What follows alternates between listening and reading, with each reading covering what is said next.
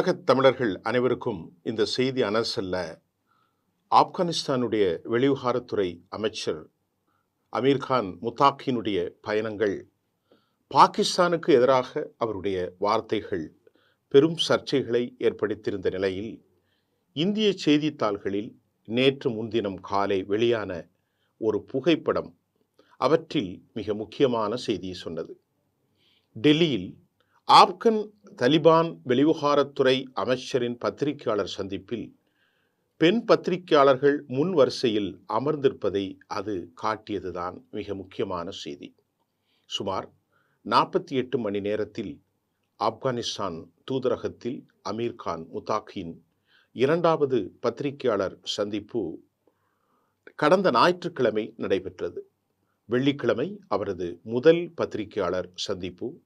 அந்த சந்திப்பின் போது பெண்கள் ஒருவர் கூட பங்கேற்காது குறித்து பெரும் சலசலப்பு இந்தியாவை தாண்டியும் ஏற்பட்டது.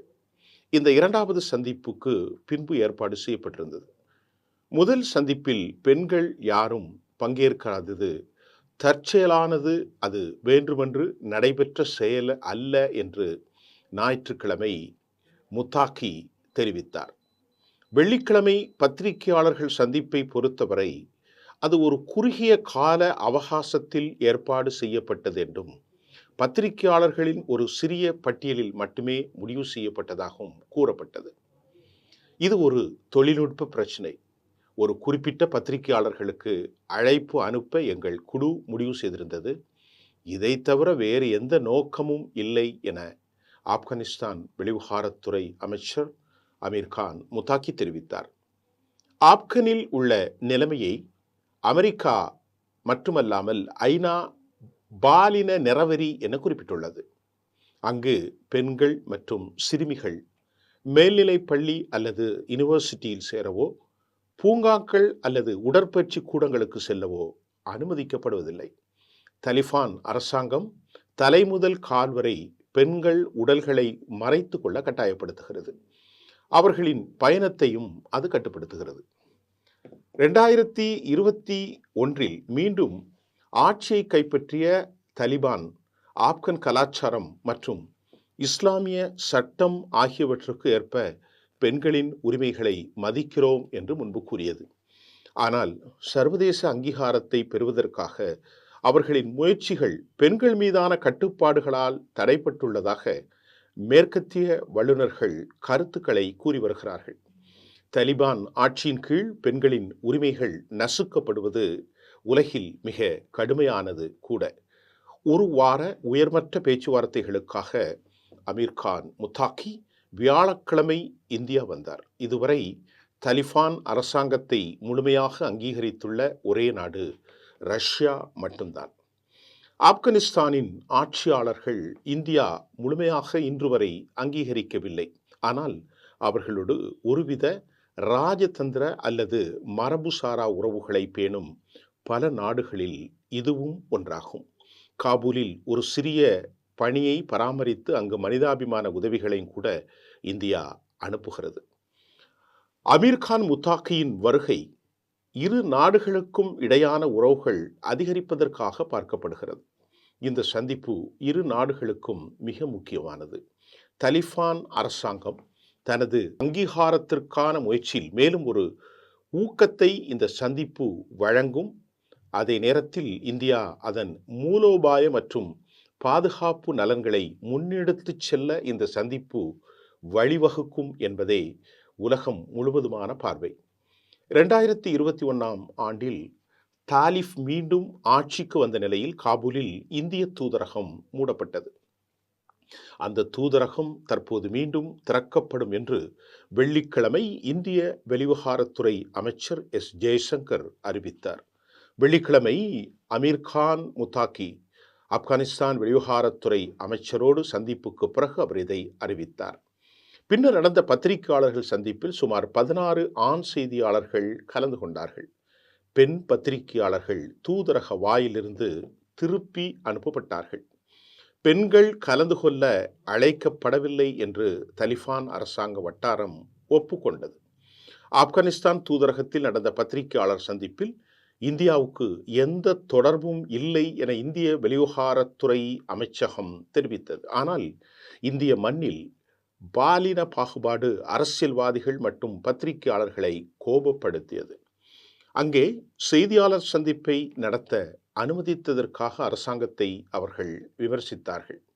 எதிர்க்கட்சி தலைவர் ராகுல் காந்தி கூறுகையில், இந்தியாவில் உள்ள ஒவ்வொரு பெண்ணிடமும் நீங்கள் உங்களுக்காக நிற்க முடியாத அளவிற்கு பலவீனமாக இருக்கிறீர்கள் என்று இந்திய பிரதமர் மோடி கூறுகிறார் என்று விமர்சித்தார்.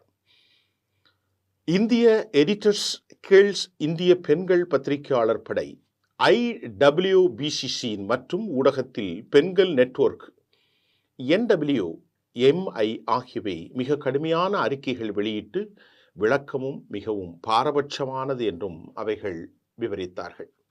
வியன்னா ஒப்பந்தத்தின் கீழ் ராஜதந்திர வளாகங்கள் பாதுகாப்பை கோரலாம் என்றாலும் இந்திய மண்ணில் பத்திரிகையாளர்களிடையே அப்பட்டமான பாலின பாகுபாடு காட்டப்படுவதை நியாயப்படுத்த முடியாது என்றும் கில்ஸ் கூறியது. இந்திய வெளிவிவகாரத்துறை அமைச்சகம் இந்த நிகழ்வை ஒருங்கிணைத்தாலும் இல்லாவிட்டாலும் அத்தகைய பாரபட்சமான விளக்கு ஆட்சேபனை இல்லாமல் தொடர அனுமதிக்கப்பட்டது மிகவும் கவலை அளிக்கிறது என்றும் அவை கண்டனம் தெரிவித்தது. பெண்களின் ஜனநாயக உரிமைகள் மற்றும் அரசியலமைப்பு சுதந்திரத்திற்கு நிலைநிறுத்துவது இந்திய அரசாங்கத்தின் பொறுப்பு என்றும் அத்தகைய அப்பட்டமான பாலின பாகுபாட்டை அவர்கள் கேள்வி எழுப்பியிருக்க வேண்டும் என்றும் ஊடகத்தின் பெண்களுக்கான நெட்வொர்க் NWMI கூறியது. வெள்ளிக்கிழமை ஊடக சந்திப்பில் கலந்து கொண்ட ஆண் பத்திரிகையாளர்கள் தங்கள் பெண் சக ஊழியர்களுக்காக அங்கே குரல் கொடுக்காததையும் இந்த குழு விமர்சித்தது. இதுபோன்ற தருணங்களில் பாலின பாகுபாட்டை இயல்பாக்குவதில் மௌனத்தை உடந்தையாக இருப்பதாகவே பார்க்கலாம் என்றும் அந்த அறிக்கை கடுமையாக அவர்களை சாடியது. இந்தியாவில் அதிகரித்து வந்த விமர்சனங்களுக்கு மத்தியில் அமீர் கான் முத்தாக்கி, ஆப்கானிஸ்தானுடைய வெளிவிவகாரத்துறை அமைச்சர், கடந்த ஞாயிற்றுக்கிழமை பத்திரிகையாளர் சந்திப்புக்கு புதிய அழைப்புகள் அனுப்பியது. இது அனைத்து ஊடகவியலாளர்களையும் உள்ளடக்கிய நிகழ்வு என்றுதான் அறிவிக்கப்பட்டது. இரண்டாவது பத்திரிகையாளர் சந்திப்புக்கு எது வழிவகுத்தது என தெரியவில்லை. அதிகாரப்பூர்வமாக உறுதிப்படுத்தும் எதுவும் இல்லை என்றாலும் இந்திய அரசாங்கம் தலையிட்டிருக்கலாம் என்ற ஊகங்களும் எழுப்பப்படுகிறது. இரண்டாவது சந்திப்பின் போது வெள்ளிக்கிழமை ஊடக சந்திப்பில் பெண்கள் விலக்கி வைத்ததற்கான காரணம் மற்றும் ஆப்கானிஸ்தான் பெண்கள் அவர்கள் உரிமைகள் குறித்து அமைச்சரிடம் சில கடுமையான கேள்விகள் கேட்கப்பட்டன. பள்ளிகள் மற்றும் கல்வி நிறுவனங்களில் 2.8 மில்லியனுக்கு அதிகமான பெண்கள் மற்றும் சிறுமிகள் உட்பட 10 மில்லியன்கள் மாணவர்கள் மதரசாக்களில் பட்டப்படிப்பு வரை கல்வி தொடர்கிறது என ஆப்கானிஸ்தான் வெளிவிவகாரத்துறை அமைச்சர் அமீர் கான் முத்தாக்கி பதில் அளித்தார். பத்திரிகையாளர் சந்திப்பில் கலந்து கொண்ட பல பத்திரிகையாளர்கள் அமைச்சரின் கூட்டை கேள்விக்குறியாக்கினார்கள். அது மட்டுமல்ல, அதன் பால் பல கேள்விகளும் எழுப்பினார்கள். 2021 முதல் பெண்கள் மற்றும் பெண்கள் மீதான தலிபான்கள் விதித்துள்ள கட்டுப்பாடுகளை இந்திய பத்திரிகையாளர்கள் மிக தெளிவாக சுட்டிக்காட்டினார்கள். ஆப்கானிஸ்தானில் கடந்த 4 ஆண்டுகளாக 12 வயதுக்கு மேற்பட்ட பெண்கள் கல்வி பெற தடை விதிக்கப்பட்டது. பெண்களுக்கான வேலை வாய்ப்புகள் கடுமையாக கட்டுப்படுத்தப்பட்டுள்ளன. சமீபத்தில் வாரங்களில் தலிபான் அரசாங்கம் ஆப்கானிஸ்தானில் உள்ள பல்கலைக்கழகங்களில் இருந்து பெண்கள் எழுதிய புத்தகங்களை கூட அகற்றியது. ஆப்கானிஸ்தானில் பெண்களின் உரிமைகள் குறித்த அடுத்தடுத்த கேள்விகளுக்கு ஆப்கானிஸ்தான் வெளிவிவகாரத்துறை அமைச்சர் அமீர் கான் முத்தாக்கியின் பதில் உண்மையில் திருப்திகரமாக இல்லாமல் இருக்கலாம். ஆனால் சில பத்திரிகை ஊடகவியலாளர்கள் சுட்டிக்காட்டியது போல் இரண்டாவது பத்திரிகையாளர் சந்திப்பு ஏற்பாடு செய்யப்பட்டது மற்றும் தலிபான் அமைச்சர் பாலின பிரச்சனைகளை குறித்து கேள்விகளுக்கு பதிலளித்தார் என்பதை ஒரு சிறிய முன்னேற்றமாக காணலாம் என்பதுதான் உண்மை.